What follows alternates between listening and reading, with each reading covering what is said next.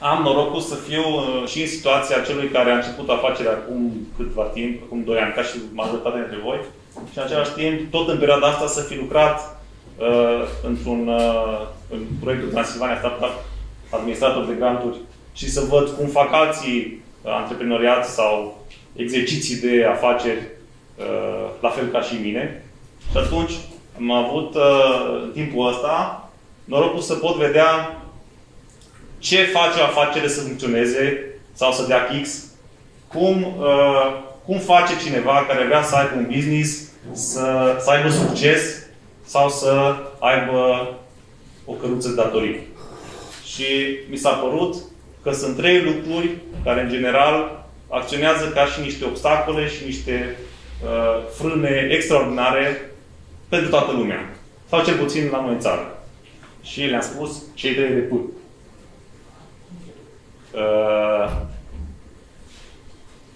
Cel puțin în ceea ce mă privește, și nu doar în business-ul pe care l-am făcut, ci în general legat de muncă sau de relațiile cu alți oameni, am greșit enorm în viața asta presupunând.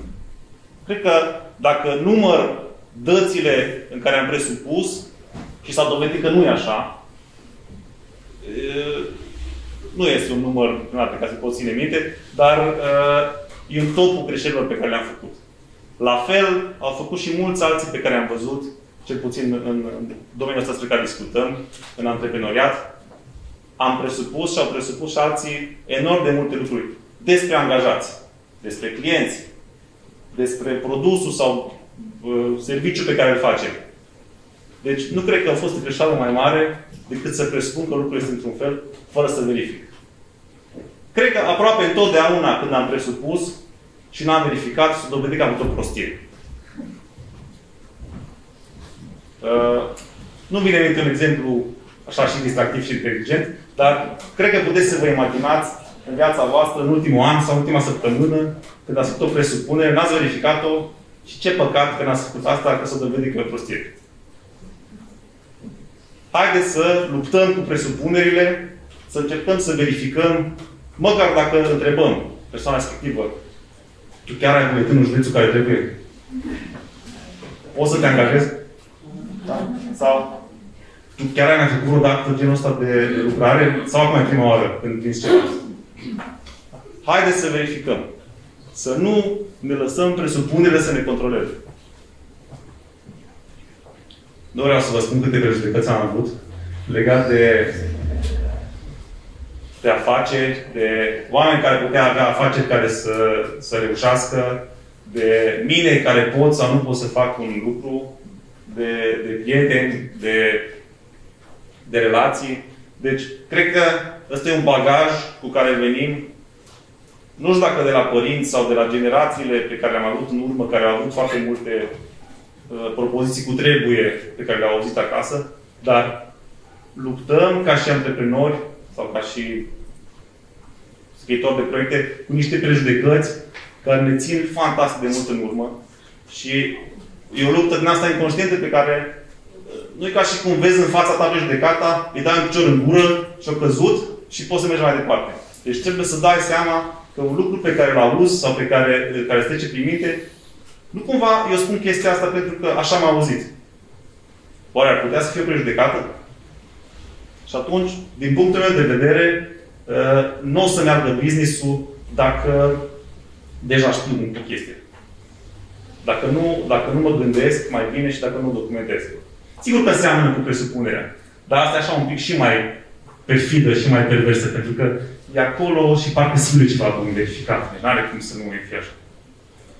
Și probabil al treilea și care este o combinație între astea două, dușman al antreprenoriatului și al progresului, asta e un punct pe care l-am forțat, dar am căutat în Dex înainte să pun în PowerPoint, este prea cuvința. Deci, din păcate sau din fericire, asta n-avem cum să o schimbăm. O mare parte din generația părinților noștri au învățat lucruri care trebuie făcute, care se cade să fie făcute, care e frumos să faci așa. Și asta este, ne-am învățat și pe noi. Am învățat, nici acum, cred că nu uit, m-am învățat la școală, trebuie să stai cu minte, cu mâinile la spate, în banca ta. Așa am învățat. Așa a fost filmul nostru. Și, din păcate, de multe ori am fost în situația să facem lucruri, așa e bine, hai să facem așa.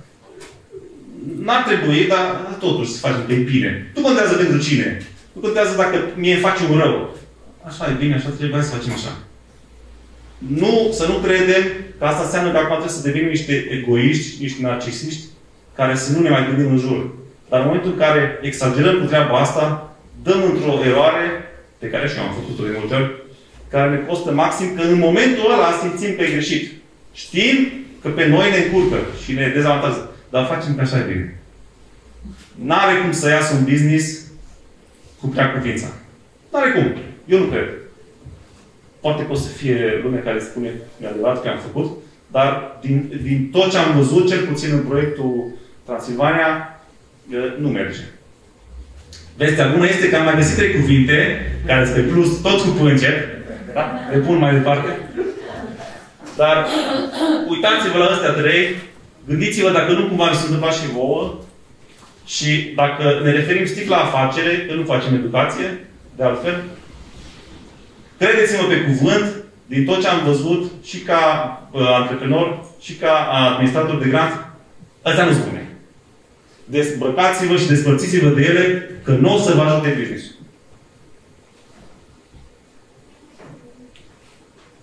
Practica ne face foarte buni. N-are cum să iasă un business excelent în teorie.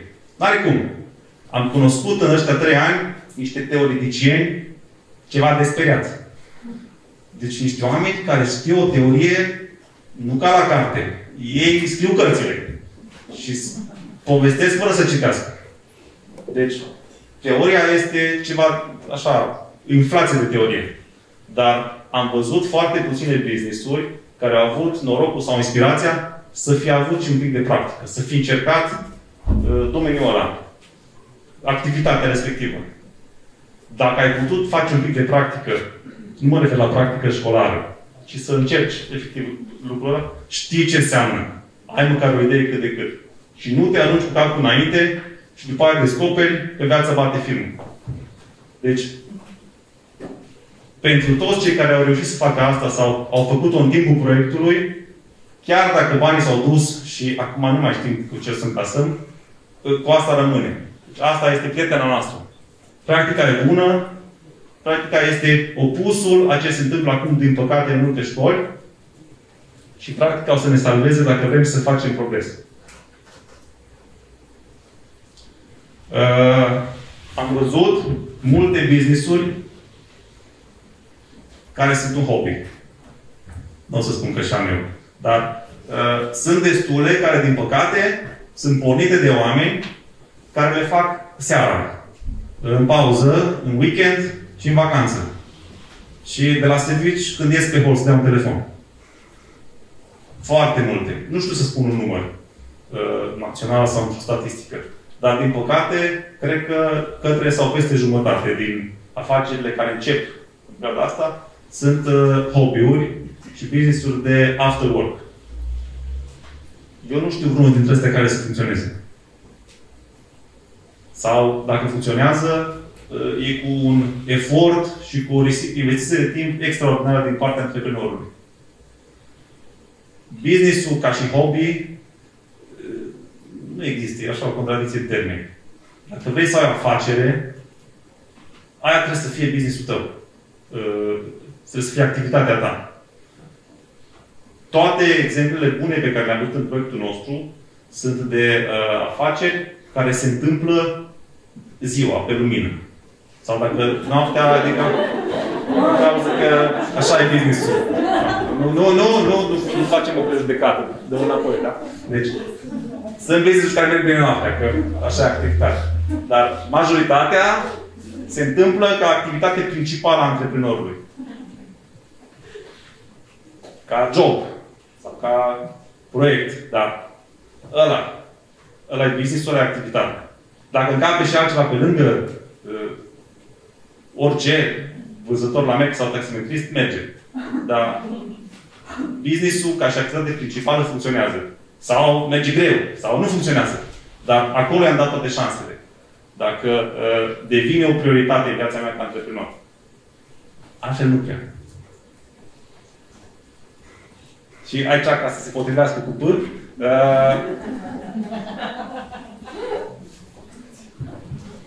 nu puțin, dar încep tot așa cu un exemplu de așa nu. Am văzut și am auzit despre afaceri pe care le conduc contabili, juriști, nu ca profesie, ci furnizori ai business owner-ului. Deci, oameni care îmi spun ce trebuie să fac. Am văzut destule din astea și văd și îmi dau seama de ce funcționează greu. Pentru că dacă antreprenorul nu are controlul afacerii, nu dă el trendul sau tonul, nu spune el, hai să facem așa și hai să vedem cum putem face așa, nu funcționează. Nu are cum să meargă business-ul meu dacă aștept ca cineva să-mi rezolve mie probleme prioritare.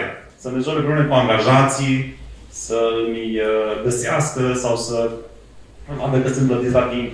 N-are cum să meargă dacă contabilul nu spune trebuie să facem neapărat așa. Nu se poate, pare rău. Nu are cum, pentru că interesul și prioritatea contabilului și a firmei care face salarizare și a oricui este să-și facă business-ul lor. Treaba lor, pentru care le vin bani. Nu o să intereseze pe nimeni cum merge afacerea mea, decât ca poveste. Ca și prioritate și ca și interes, eu, ca business owner, trebuie să mă ocup de afacerea mea. E doar a mea, sau dacă am partener a noastră, dar eu trebuie să fiu în control. Nu e un lucru ușor, pentru că e tentant să delegi. E normal să delegi, dar controlul trebuie să fie la tine. Ăștia sunt ceilalți 3 de bă, prietenoși. Asta a fost povestea din experiența pe care am avut eu ca și dintr-o parte și alta a antreprenoriatului. E cel mai fascinant și mai captivant lucru pe care l-am făcut în viața asta. N-aș putea să mai întorc vreodată, și sper să nu mai întorc vreodată, la un job într-o corporație sau într-un loc în care cineva îți spune ce trebuie să faci, pentru că așa e bine, și că las că știm noi.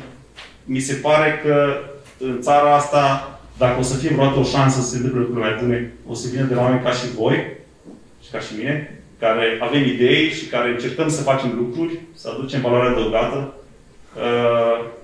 Nu e o chestiune de vârstă, am văzut că nu contează, dar cred că dacă reușim să-i lăsăm în urmă pe ăla spre de pânt și să ne ocupăm de ceilalți și să avem încredere în afacerea noastră, lucrurile o să meargă tot mai bine.